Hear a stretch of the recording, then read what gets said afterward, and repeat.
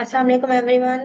आज का जो टॉपिक है वो बेसिकली वो मेरी खुद की जर्नी के बारे में है कि मैंने किस तरह से अपना जर्मनी का वीज़ा मैंने लिया था विदाउट ब्लॉक अकाउंट। तो काफ़ी लंबी स्टोरी है, लेकिन इसको मैं छोटा सा ही करके बना बताऊंगी, क्योंकि मैं बहुत टाइम से सोच रही थी कि मैं वीडियो अपलोड करूंगी जिसे मैं शेयर करूंगी कि मैंने किस तरह से अपना जर्मनी का visa without block account first time जो मैंने लिया था। अभी तो खैर मैं 4 दफा वीजे ले चुकी हूँ। अभी तो जर्मन एम्बेसी भी अच्छी तरह जान गई है, क्योंकि अभी मेरा जो लास्ट इंटरव्यू हुआ था तो उसके अंदर वीजा ऑफिसर भी बोलते हैं कि अब आपने दोबारा कब आना है वीजा लेने के लिए। तो काफी एक्सपीरियंस आ चुका है मेरे इसके अंदर। खैर अभी स्टार्ट करते हैं कि किस तरह से मेरे माइंड में जर्मनी की का आइडिया आया और किस तरह से मैंने वो वीजा लिया था। मैंने काफी कंट्रीज में मैं अप्लाई कर रही थी। तो किस जगह पे स्कॉलरशिप का था बड़ा ऑप्शन, मुझे रिजेक्शन भी आ रही थी। तो ड्यूरिंग सर्चिंग ही मुझे पता चला कि जर्मनी के अंदर फ्री एजुकेशन होती है। तो मैंने अप्लाई करना शुरू कर दिया।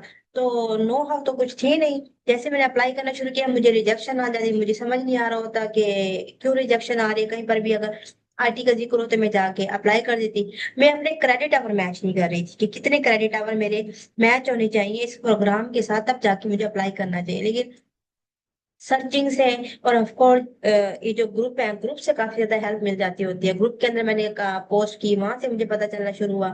तो मैंने डैड के थ्रू ही जाके मैंने अपना अपना प्रोग्राम सर्च किया, क्योंकि प्रोग्राम मेरा टेलीकम्युनिकेशन था। तो ये आईटी से थोड़ा बहुत रिलेट करता था, तो इसलिए मैंने क्या किया, इसके मुताबिक ही मैंने पहले प्रोग्राम सर्च करना शुरू किए। जब सर्च करना शुरू किए तो क्रेडिट आवर मैंने मैच किया। तो जहां जब मेरा क्रेडिट क्रेडिट आवर मैच हो रहा था मैंने वहां पर अप्लाई करना शुरू कर दिया। तो अल्हम्दुलिल्लाह स्टार्टिंग में मुझे रिजेक्शन जो थे, लेकिन फिर समझदारी के साथ और पूरी कंप्लीट नॉलेज लेके फिर मैंने अप्लाई किया और अल्हम्दुलिल्लाह मुझे 2 यूनिवर्सिटी से मुझे एडमिशन आ गया। एक्साइटेड थी मैं काफी ज्यादा कि मुझे 2 यूनिवर्सिटी से मुझे एडमिशन मिल गई है। अभी मतलब कि मेरी जर्नी स्टार्ट हो गया, मैं जल्दी जर्मनी जाऊँ। खैर मुझे ये वाला ब्लॉक अकाउंट की तरफ तो मेरा आइडिया ही नहीं था कि सबसे मुश्किल काम होता है ब्लॉक अकाउंट अरेंज करना। सबसे मुश्किल काम होता है। एडमिशन आ गया। अब उसके बाद नेक्स्ट प्रोसेस जो था, अपना डॉक्यूमेंटेशन मेरी कंप्लीट थी। क्योंकि जब एडमिशन के लिए अप्लाई कर रहे थे डॉक्यूमेंटेशन उसी वक्त ही हम लोग जब सबमिट करते हैं, तो आईएलटीएस का टेस्ट ये सब हो गया। तो मैंने अपॉइंटमेंट के लिए अप्लाई कर दिया। अपॉइंटमेंट के जब अप्लाई किया तो ग्रुप में पोस्ट किया तो पता चला कि ब्लॉक अकाउंट भी आप लोगों को जमा करवाना होता है हर हाल में। तो वहां से फिर मैंने, जैसे होते हैं कि अबू को वो किया, अम्मी को वो किया, भाई को वो किया, रिलेटिव में काफी लोगों से कांटेक्ट किया जिन्हें जान पहचान थी, जहां पर मैं काम करती थी उन लोगों से, वहां पर मैंने बात की।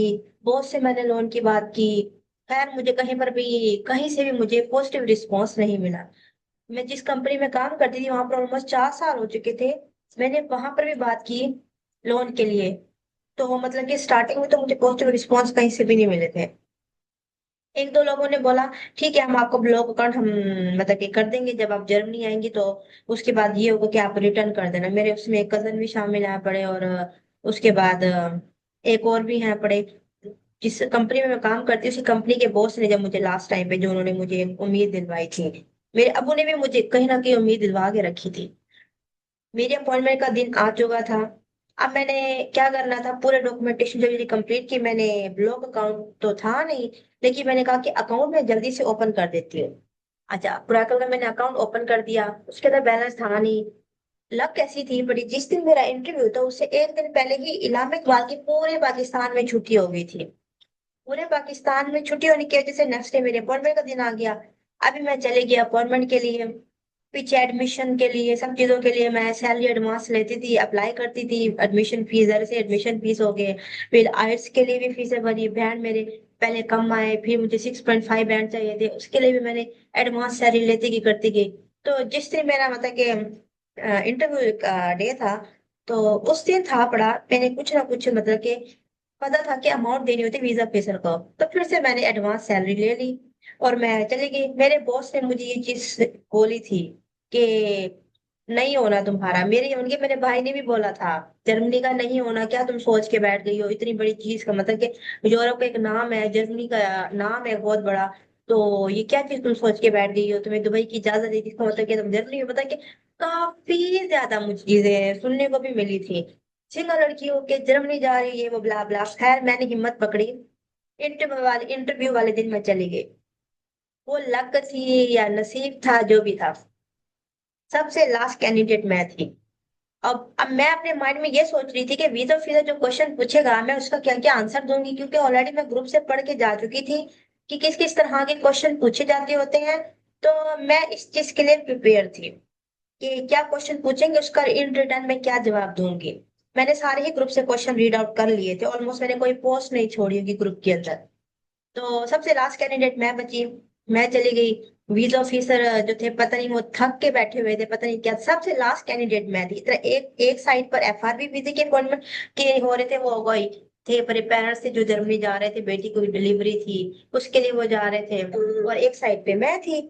अच्छा, इंटरव्यू के लिए उन्होंने फिर मुझसे जैसे होते डॉक्यूमेंट मुझसे लिए, उन्होंने बोला कि आप एक लेटर लिखे, जो वो लेटर जो उस टाइम लिखवाते होते हैं।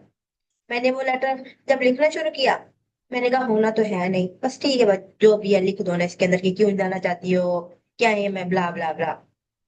फिर उन्होंने मेरी डिग्री से रिलेटेड क्वेश्चन पूछे, वो मैंने बताए। फिर उन्होंने पूछा कि फ्यूचर प्लान आपका क्या है, वो मैंने बताया। फिर उन्होंने क्वेश्चन पूछा कि आपका ब्लॉक अकाउंट कहाँ है। मैंने उनको बोला कि पेमेंट जमा मैंने करवा दी थी, कल इकबाल डे था, जिसकी वजह से कंफर्मेशन मुझे नहीं मिल सकी, तो क्योंकि पूरे पाकिस्तान में छुट्टी की। मैंने जो उनको आंसर दिया, ये मेरा आंसर था। बट उसके बाद उन्होंने बोला चलें ठीक है, हम आपको बताएंगे, आप जाके ये बैंक में फीस जमा कर दे। मैं जैसे ही बाहर निकली, मैंने कहा कि अल्लाह ताला, बड़ी मुश्किल से, आपको पता है कि मैं सैलरी बचा बचा के अपनी शॉपिंग अवॉइड करके, हर चीज को अवॉइड करके मैं यहाँ पे पहुंची। अगर मेरे नसीब में ये वीजा नहीं लिखा तो आप मेरे कदम बैंक की तरफ मत लेके जाना, लिटरली यही मेरे वर्ड्स थे बड़े। उसी दौरान मेरे मेगा फोन आ गया, मैं फैमिली से ना साइड में बातें करते करते मैं बैंक तक पहुंच गई। मैं बैंक तक पहुंच के मैं फीस भी जमा करा ली। मेरे माइंड में जो मैंने कहा ना कि अल्लाह ताला मेरे खुद खुद कदम चले जाए, मैंने बैंक में, मेरे माइंड में बात ही नहीं आ रही थी, मैं बस फैमिली के साथ फोन पे लगी हुई थी।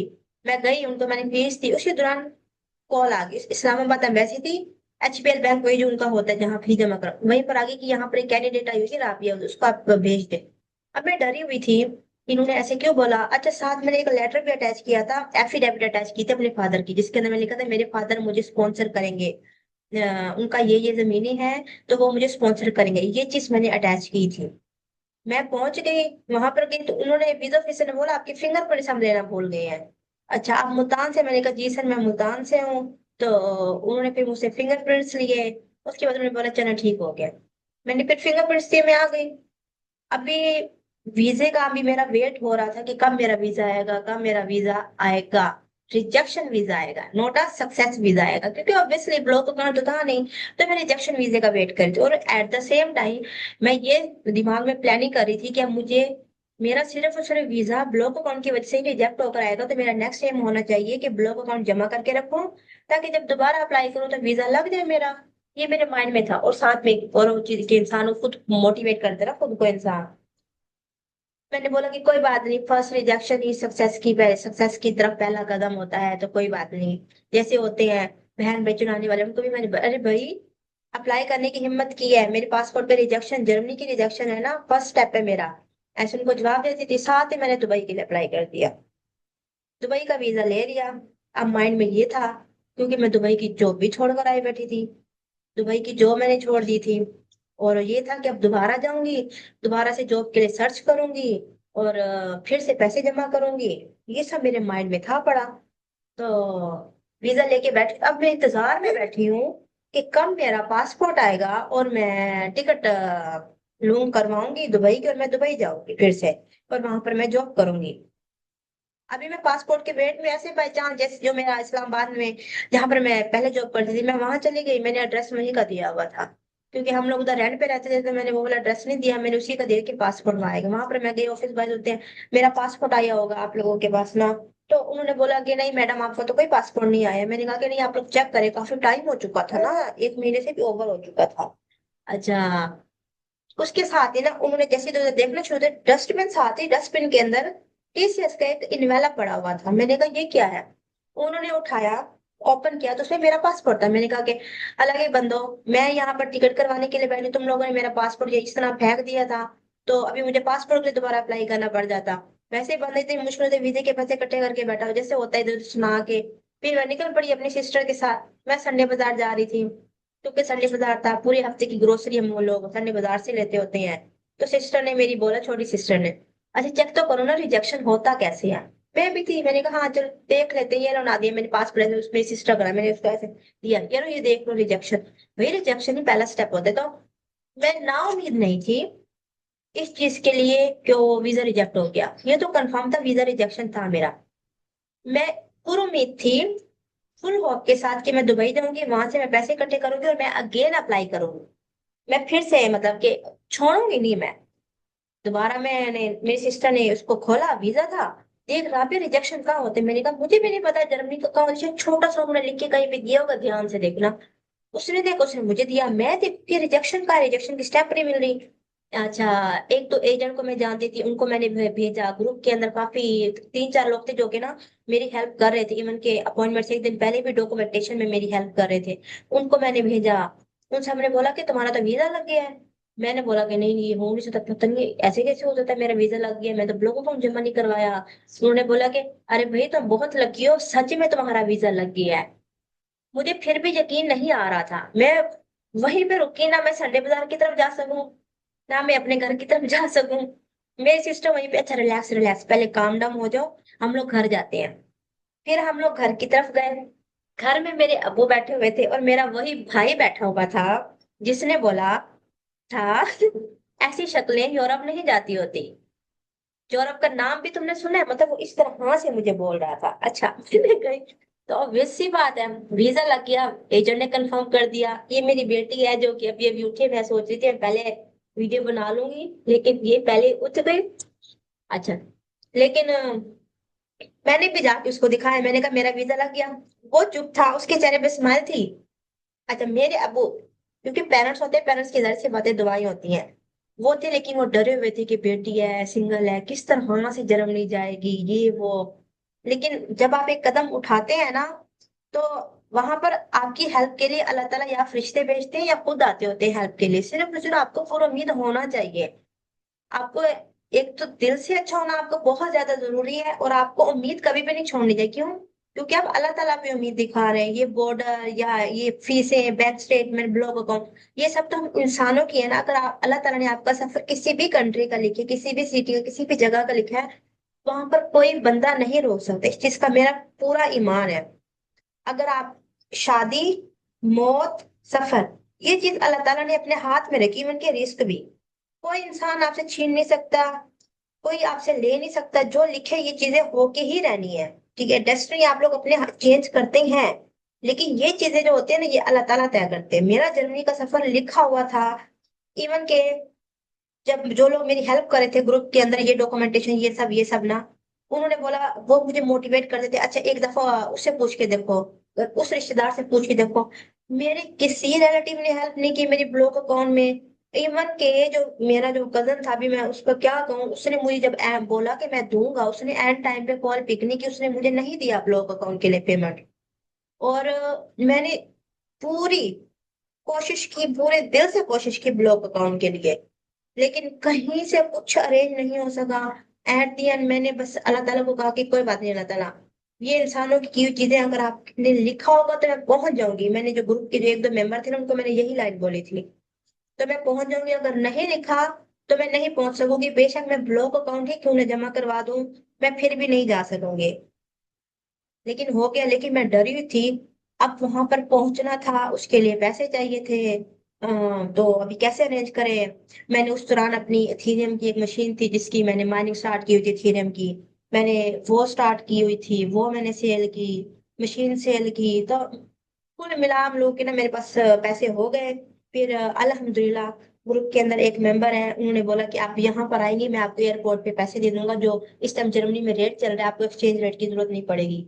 तो मैंने ओके कर दिया। अब मेरे पास घर नहीं था, मैं अब सोच रही थी कि क्या करूं। मैंने काफी सारे जैसे होते हैं अप्लाई किया हुआ था, तो एक लेडी ने बोला आप आएंगी ठीक है, तो आपको रूम मिल जाएगा। मैं पहुंच गई, मुझे था कि मैं वहीं पे ही जाऊंगी।